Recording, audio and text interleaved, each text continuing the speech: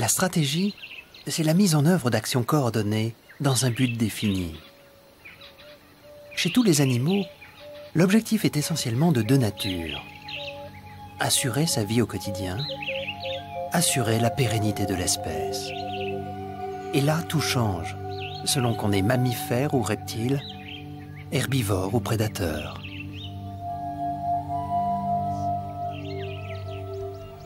Chez les prédateurs, la recherche d'efficacité se manifeste évidemment au moment où ils se mettent en quête de nourriture. Ces gnous n'ont quasiment rien à craindre d'un guépard, et le guépard le sait.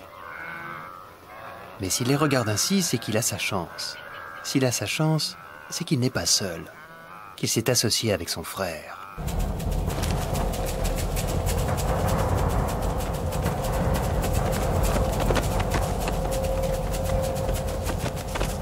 Le guépard, au terme de sa course, a pu déséquilibrer momentanément sa proie. Mais il est déjà épuisé et le gnou en a profité pour se relever. L'autre guépard, lui, n'a pas couru et il a encore toute sa force pour peser sur la croupe de l'herbivore. Le gnou est jeune, mais doit faire quand même une bonne centaine de kilos. C'est le double du poids du félin. Même s'ils sont deux, le rapport de masse lui est encore favorable. Les canines du guépard sont très courtes et pénètrent à peine dans la peau de sa victime. Mais sa mâchoire est parfaitement dessinée pour assurer la prise.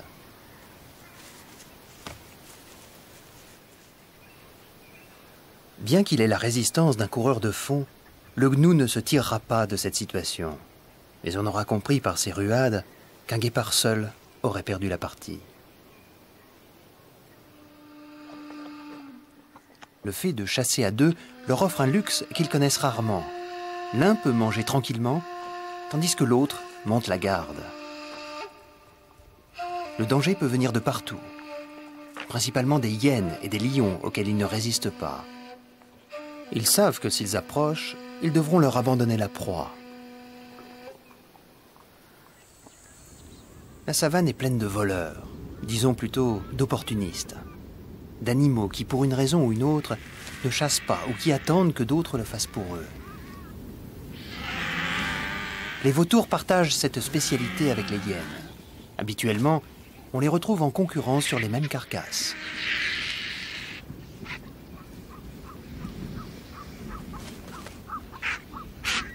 Cette fois, les vautours sont momentanément déroutés car la hyène n'est pas à sa place.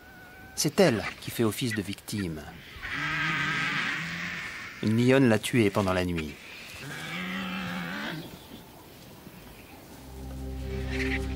Une lionne pèse environ 150 kg, fait 1 mètre au garrot et presque 2 mètres de long.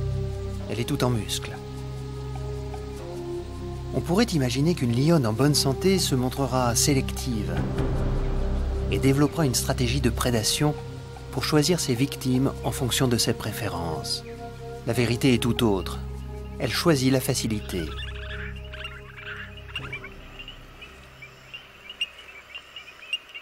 Cette lionne a trouvé la vieille charogne d'un buffle qui s'est noyé.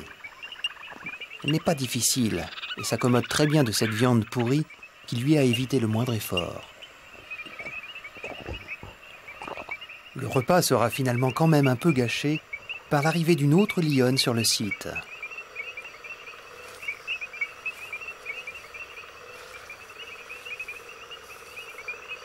Le rugissement est un moyen de communication privilégié chez les lions. Ils sont capables de le moduler de façon très précise en volume et en tonalité. Ici, c'était clairement un message d'intimidation.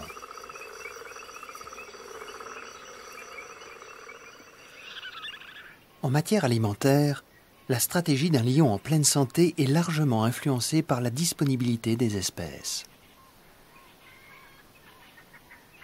Dans les régions où les girafes représentent une part substantielle du gros gibier, il n'est pas rare de voir les lions les inscrire à leur menu. Cette chasse est difficile. Le lion n'a de chance de réussir que s'il parvient à isoler un individu. Tant que le groupe convoité restera solidaire, le rapport de force lui restera défavorable.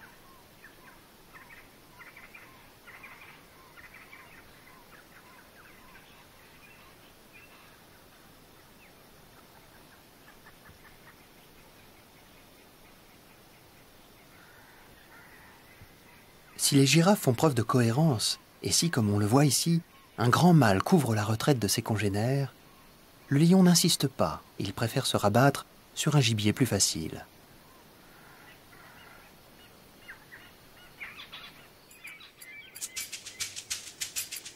La relation écologique que le lion entretient avec ses proies est fascinante et complexe.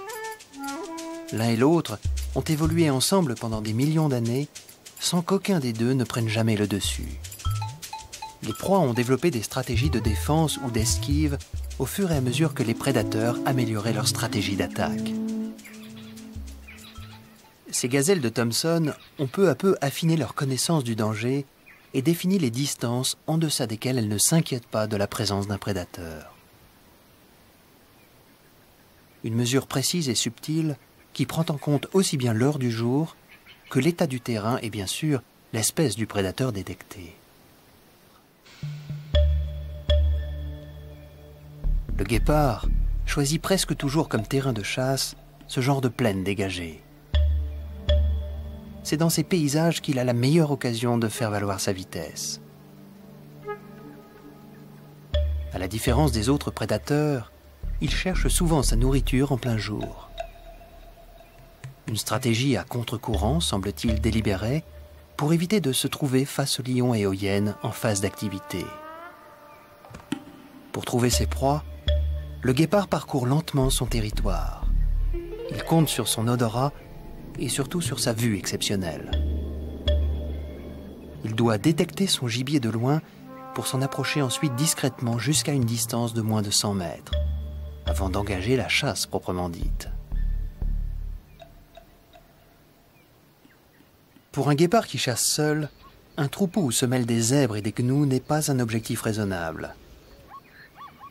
Sauf s'il y a repéré la présence de quelques jeunes qu'il pourra essayer d'isoler du groupe. Des jeunes bien vigoureux, car à la différence d'autres prédateurs moins exigeants, le guépard ne s'attaque jamais aux animaux en mauvaise condition.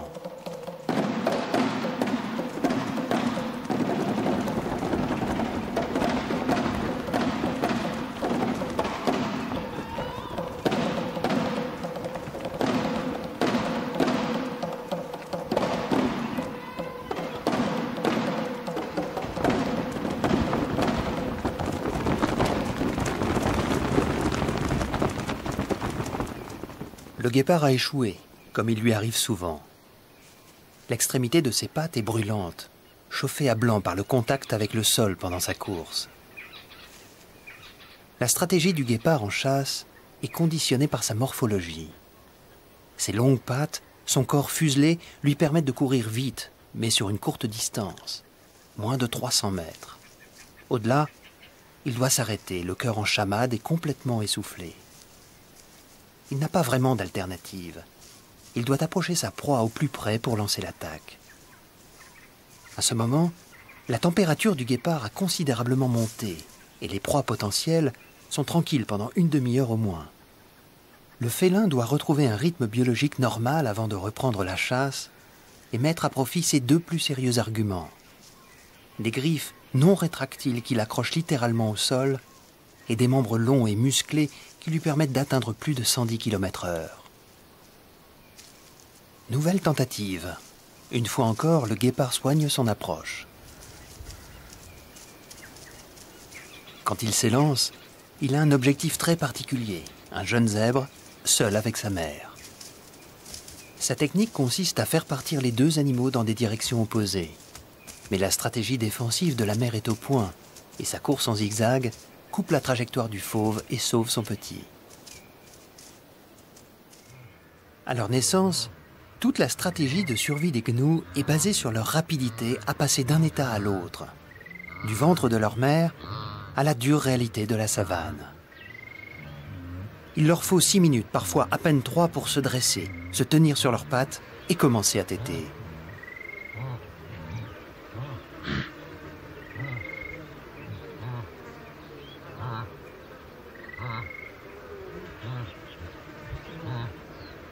À cet âge, c'est une épreuve terrible que de résister à la tentation de se laisser choir sur l'herbe rase. Ce que ce bébé ignore, c'est qu'il s'agit à ce moment d'une question de vie ou de mort.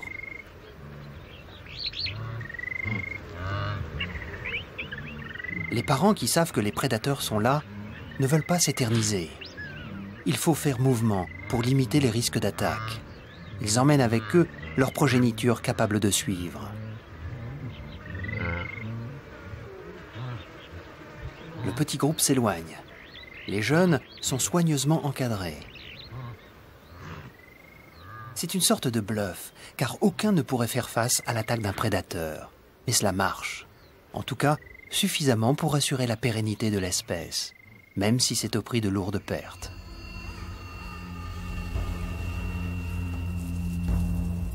Pour les fauves, même les plus faibles, il n'y a plus qu'à venir cueillir les nouveau-nés qui n'ont pas voulu suivre ou qui n'ont pas su.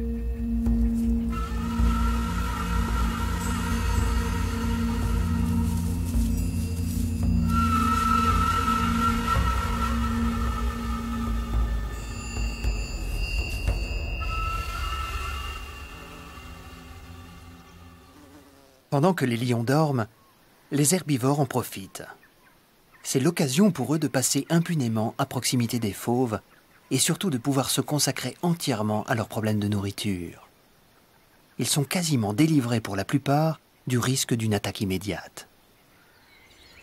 Quand le jour commence à descendre, les prédateurs se réveillent. Le léopard descend de l'arbre où il somnolait et vautrait sur une branche. Le caracal sort du couvert où il se cachait. Pour la lionne et ses lionceaux, le programme de la fin de journée est immuable. C'est jeux et tendresse avant de partir ensemble pour la chasse.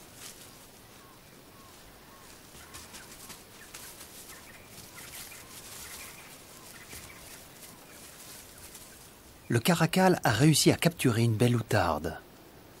Pour attraper les oiseaux, il utilise la puissance de ses pattes arrière qui lui permettent de bondir à plus de 3 mètres de hauteur. Le caracal est le champion incontestable dans la dimension verticale, comme peut l'être le guépard à la course. Ils sont contraints l'un et l'autre d'adopter une stratégie d'affût et d'approche. Quand le soleil descend, toute la savane se prépare à l'obscurité prochaine. Pour les prédateurs, elle annonce des proies sans doute plus faciles à conquérir, pour les proies des risques plus grands à assumer.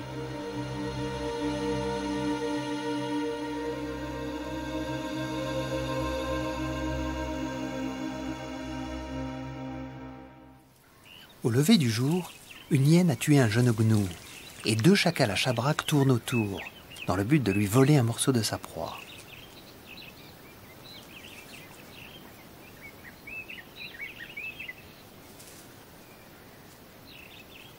La stratégie des chacals qui travaillent en paire consiste à créer un dérangement permanent autour de la hyène, pour qu'à un moment ou un autre, elle se sente agacée et lâche sa proie pour courser l'un d'eux.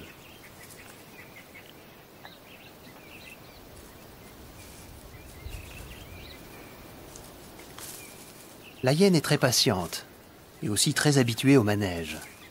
Les chacals ont beau insister, ils n'arrivent pas vraiment à leur fin.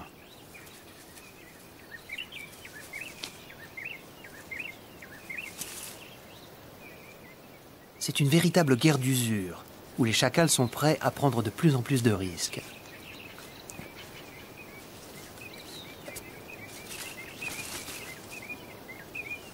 Cette fois, l'escarmouche a réussi. L'un des petits canidés a suffisamment attiré la hyène à lui pour que l'autre réussisse à voler une patte de la victime. Au plan de la mise en œuvre stratégique, le chacal est l'un des animaux les plus remarquables de la savane. Il y fait preuve d'une étonnante capacité d'adaptation.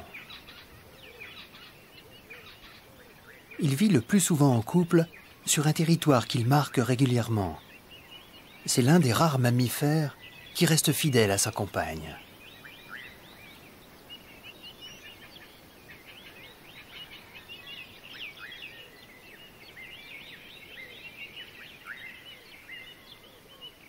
Ces animaux sont capables de mettre en œuvre une stratégie pour se sortir de presque toutes les situations.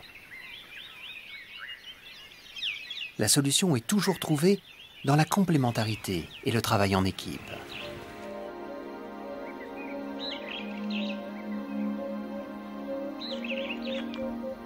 Ce mâle a monopolisé la petite antilope tuée ce matin par une lionne du clan. Il n'a pas rencontré de résistance quand il a volé la proie. Dès leur plus jeune âge, les lions apprennent à intégrer cette notion essentielle de leur vie sociale, l'accès hiérarchisé à la nourriture.